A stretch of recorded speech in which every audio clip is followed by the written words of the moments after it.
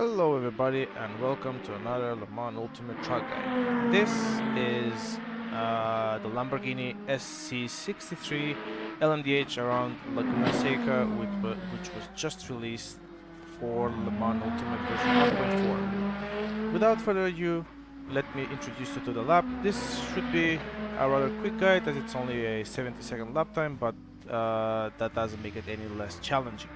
As we prepare ourselves for the start of the lap, let's get into it. I start the lap and I immediately take the shallowest line possible into the two kings here. As we approach the first zone, let me quickly pause the video so I can explain where I aim for this. In my previous guidance, I showed that in some cases where you're meeting hairpins, you want to make the braking zone as straight as possible. Due to Laguna Seca's smoothness, you can have an approach that is rather more forgiving in a way that you can brake and turn at the same time without having too much issues. This is how I approach turn 1, and as you can see, I aim as much as possible towards the outside and I brake around the 4 marker. As soon as I approach it, I smash the brakes and I'm at 100%. From top gear, we go down to second. You can use first if you want to rotate, but for me it depends on the lap itself. For this particular corner, I go a bit wide on entry. That's not the best, but it's also at the end of the day, it will not lose me time.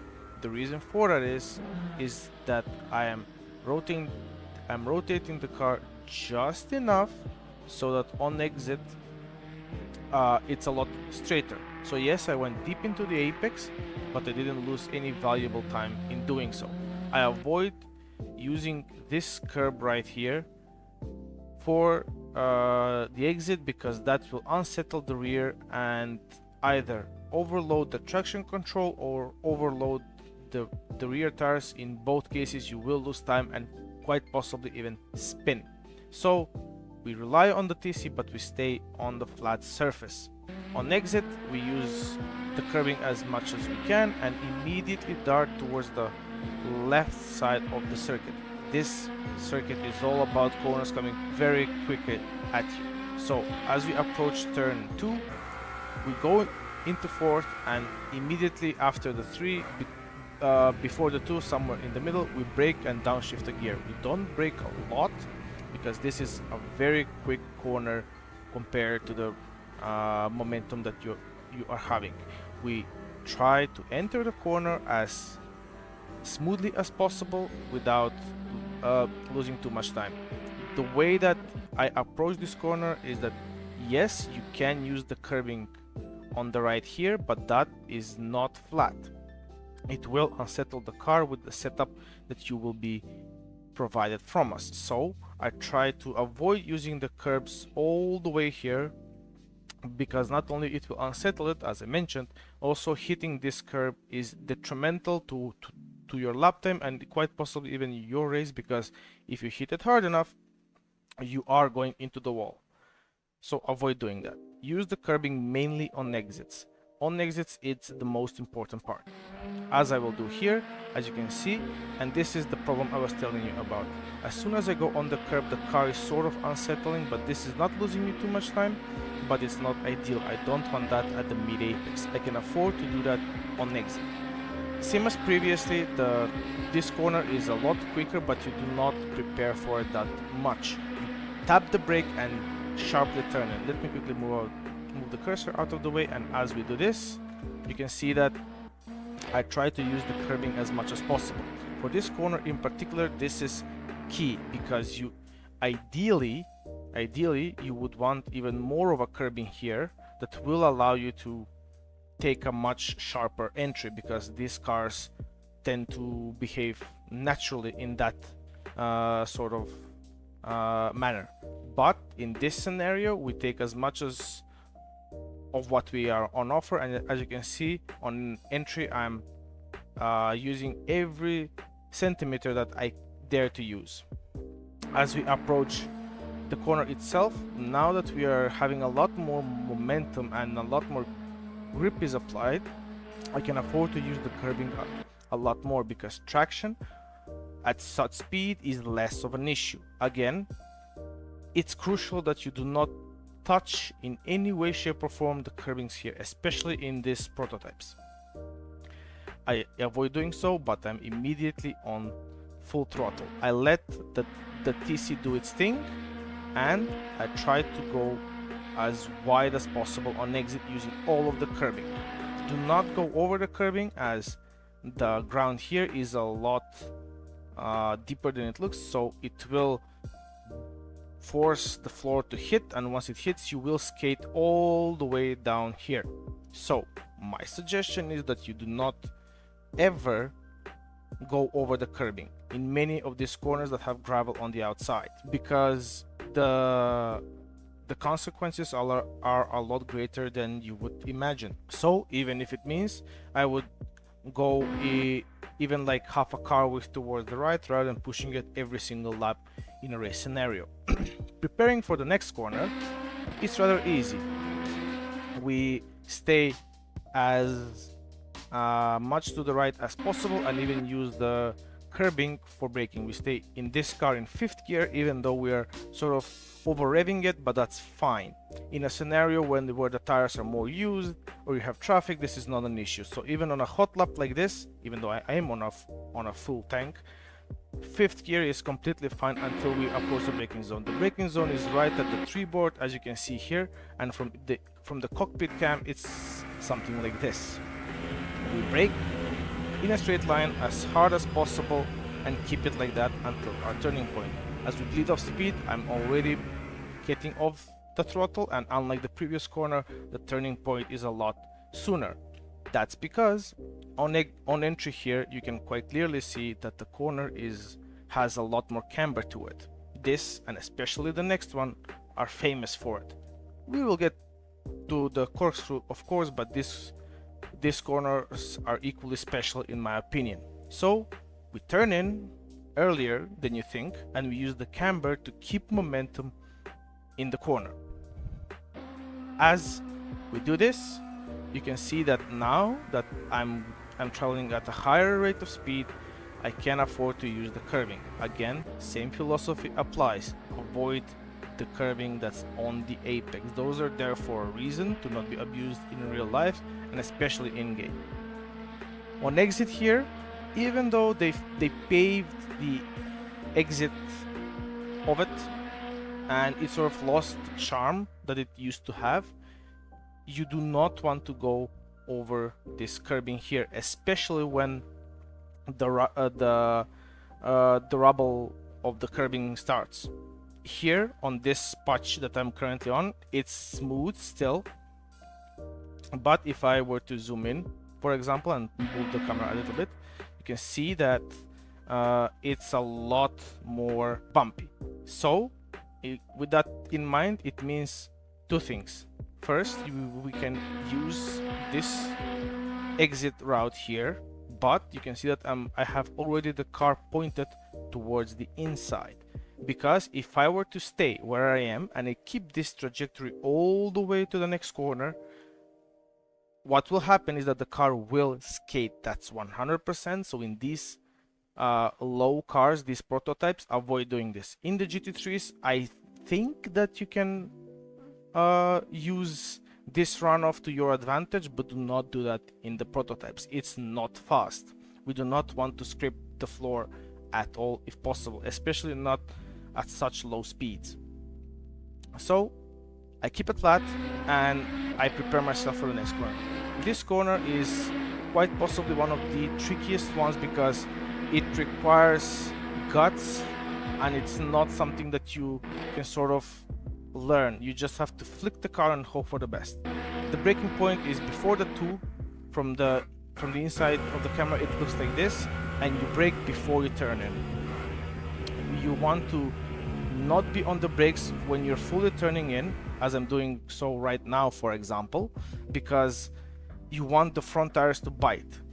This corner is very front limited, so we go from 5th to 4th only one downshift is more than enough in high grip conditions, and we flick the car. You can already see that I'm on high slip angle at the moment, and both of the tires on the outside are fully loaded.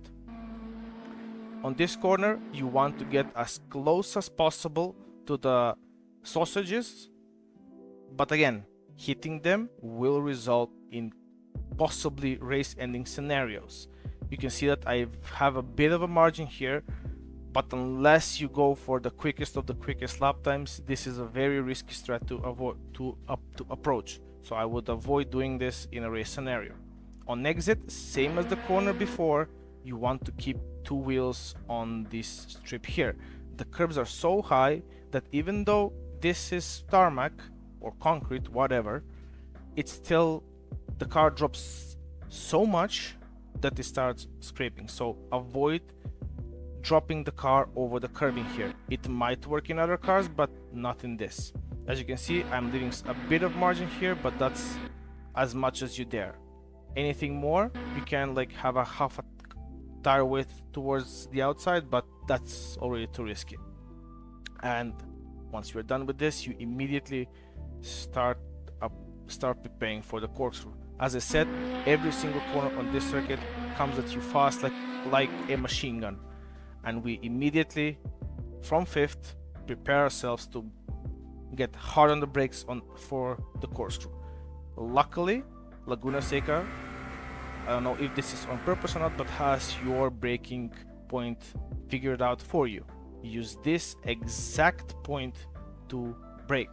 You slam on the brakes, but immediately bleed off, because the infamous corkscrew goes up and immediately changes elevation. So from hard braking, I already bleed the brakes. I'm at 70% over the curbing, and I have a very tiny lockup on the front.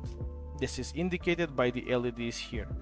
I immediately let go of the brakes even more, and as I bleed them, I try to downshift to have some engine braking on the rear of the vehicle. I brake, and the car steps out a little bit of me, putting it into first, locks the rear differential, I gain stability, and I immediately prepare myself for the entry of it. For this corner, you can use as much as possible in terms of track limits, because you have this little sausage here. This will prevent you to cut the course, so track limits are not an issue. The next part of it are a big issue. The profiling of the corner itself dictates the way that you have to approach it. From this angle, ideally, you want to flick it to the right and be done with it. But as you can see from this angle, we have to keep it towards the left, because you want to have two wheels on track at all times. So in my case here, yes, I do drop the car a little bit, but I don't dare to go further towards the inside, because track limits are brutal if you cut them even a tiny bit. I will quickly rewind, because this is a very important corner and it can make or break your lap in the way that I approach in terms of pedal inputs. As you saw, I bled off the brakes on entry, and as soon as I did that, I do not want to let the car coast too much. I go on the throttle because I want some power on the rear differential. This keeps the stability up. Having some power, I do not dare to go full throttle just yet. Only once the car goes over the hill and starts compressing itself right here, you can see that I immediately go full throttle right here. So this is at the point where the car is starting to compress. You want to use that to your advantage and gain the grip. If you go full throttle before that, you will lose the car, whether you will go wide and go over the gravel here or have a cut track, or you will lose the rear, and then you will have all sorts of issues having to destabilize, because on exit you want to keep as right as possible. As you can see here, I'm nowhere near the exit curb, because as I said before, this circuit is rather slow, it's rather short, meaning that every single corner is in quick succession. You do not have time to rest even one bit, because for the next corner we try to carry as much speed as possible and take as wide line as possible on entry, but you must not compromise your mid-apex speed. The way that we approach this is in a way a double apex corner. So we miss the first bit of the apex right here in order to aim for the curbing here. The curbing is the most important part of the corner. You want to be as narrow as possible and as close as possible to the sausage curb without hitting it. In an ideal world, the sausage curb will not be there and you can use the circuit a lot more to your liking, but we have to adhere to them. So get as close as possible without touching them in order to not lose time. Now on the exit here, same as pretty much every exit curbing, you do not want to go on it. This is twofold. One, you want to prepare yourself for the very next corner that's keeping you awake. Secondly, the circuit itself is off camber. Right now we're off camber. The whole circuit is tilted towards the right, meaning that as we steer left, we're off camber because it's tilted for this corner. So avoid using that and keep left. For this corner, same as sector 1 previously, we try to use as much of the curbing as possible. But since we have camber on our side that is quite visible, we are trying to turn in early and keep the camber and use the camber to our advantage. I go on the power early, and one thing is to note here. The exit of this corner is a lot shallower than one might think. This means that you have to keep turning towards the right and basically practice just enough so you know that right about here you do not have any circuit available whatsoever, meaning that if you follow the trajectory of the circuit, you would be around here, where it would go like from this point all the way here, but the circuit narrows itself on exit and we must keep a shallower line on both for the exit of it, because as you can see, even though I took a very shallow line for my liking, I was still at the very edge of grip in terms of rear stability and overall grip, because I almost pet myself into the dirt, and that will immediately lose me 2 or 3 tenths. So from it we immediately dart again towards the right, because every corner comes sort of like a very fast chicane. Left, right, that's all of sector 3 for us. And for the final corner, we immediately go towards the right and try to straighten the car. What I use as a braking reference is as soon as I go past the 4, I get on the brakes, as you can see here. So I get past the 4, immediately start braking before the 3. The 3 is very late. You can use that point to brake if you have a car on the inside here for whatever reason, and you can try to outbrake them into the final corner. That's a Hail Mary attempt to keep a position, but when you're alone on track, avoid using that. Brake, do not go on the curbing here, because right now this is one of the slowest corners of the whole circuit. Do not go there because it will destabilize the car, and either you will lock up, go straight if you lock up the front, lock up the rear and lose it, or not have the ability to turn it at all. So we avoid using the curbing and putting all of the weight on it. Yes, I'm sort of on it, but due to the camber of the tire itself, the patch that actually is used is more on the circuit rather than on the curbing. Additionally, as you can see, I'm already turning into the corner. We brake, trail brake a little bit, and then immediately off the brake, because I want the front tires to bite as quickly as possible. As I get on the apex, for this corner you can go a bit on the yellow part because you want to get over it as quickly as possible. As soon as we get over it, fully on the throttle, keeping the track limits in mind, and we are on the back straight without any time to rest or take in the lap itself. I did this in 73 seconds this lap. This is a very quick guide. I'm already out of breath because I couldn't rest even 1 second. So that was Laguna Seca. As you can see, it's a very fun track, very short track. I'm really glad to have it in Le Mans Ultimate. Hope you enjoy it. Leave some comments or questions down below, and I will make sure that we answer anything that you have.